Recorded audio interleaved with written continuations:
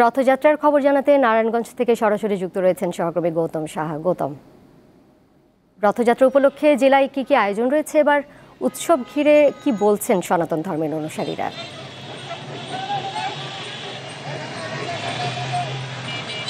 সনাতন ধর্মীদের মতে চন্দ্র আসরের শুল্কা পক্ষের দ্বিতীয় তিথিতে এই রথযাত্রা আয়োজন করা হয়। এই শত শত বছর ধরে হিন্দু ধর্মীদের বিশ্বাস থেকে এই রথযাত্রা পালন করা হয়। নারায়ণগঞ্জে কিন্তু উৎসবমুখর পরিবেশে এই রথযাত্রা পালন করা হচ্ছে।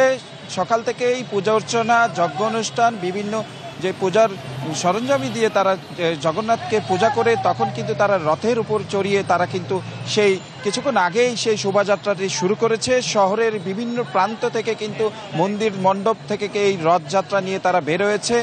এই জগন্নাথ দেব জগতের ঈশ্বর বলে তারা বিশ্বাস করেন, তার সান্নিধ্য পেলে তারা কিন্তু এই মুক্তি লাভ করবেন এবং জীবমূল রূপে তারা আর আবির্ভাব হবে না বলে সেই বিশ্বাস থেকে কিন্তু জগন্নাথ দেবকে রথে চড়িয়ে তারা কিন্তু এই রথযাত্রা পালন করেন। আজকে 9 দিনব্যাপী রথযাত্রার আজকে কিন্তু প্রথম দিন। এই প্রথম দিনে নারায়ণগঞ্জের দেবক, গোপালজিউ, রাখড়া, বিভিন্ন মন্দির থেকে এই নিতাইগঞ্জ, দেবক, 2 নম্বর রেলগেট, চাষারা, কালীবাজার সহ শহরের প্রধান প্রধান সড়কগুলি কিন্তু এই শোভাযাত্রার মাধ্যমে তারা কিন্তু প্রদক্ষিণ করেছেন। আমি কথা বলেছিলাম নারায়ণগঞ্জের পুলিশ সুপার গোলাম মোস্তফা রাসেল। তিনি যে বিষয়টি জানিয়েছেন, নারায়ণগঞ্জের এই রথযাত্রা উদযাপন শান্তিপূর্ণ করতে হিন্দু ধর্মীয়দের জন্য নির্বিঘ্ন করার জন্য 3 স্তরের নিরাপত্তা ব্যবস্থা গ্রহণ করা হয়েছে।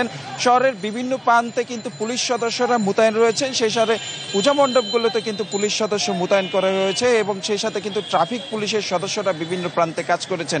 আমি কথা বলেছিলাম নারায়ণগঞ্জের যে পূজা উদযাপন পরিষদ রয়েছেন তারা কিন্তু যে বিষয়টি জানিয়েছেন, তারা কিন্তু বিভিন্ন স্বেচ্ছাসেবী কিন্তু এখানে নিয়োগ করেছেন এবং শান্তিপূর্ণভাবেই কিন্তু এই শোভাযাত্রাটি পালন করা হচ্ছে এবং সেই সাথে আগামী 15ই জুলাই কিন্তু উল্টো রথের শোভাযাত্রার মধ্য দিয়ে কিন্তু এই রথযাত্রা শেষ হবে।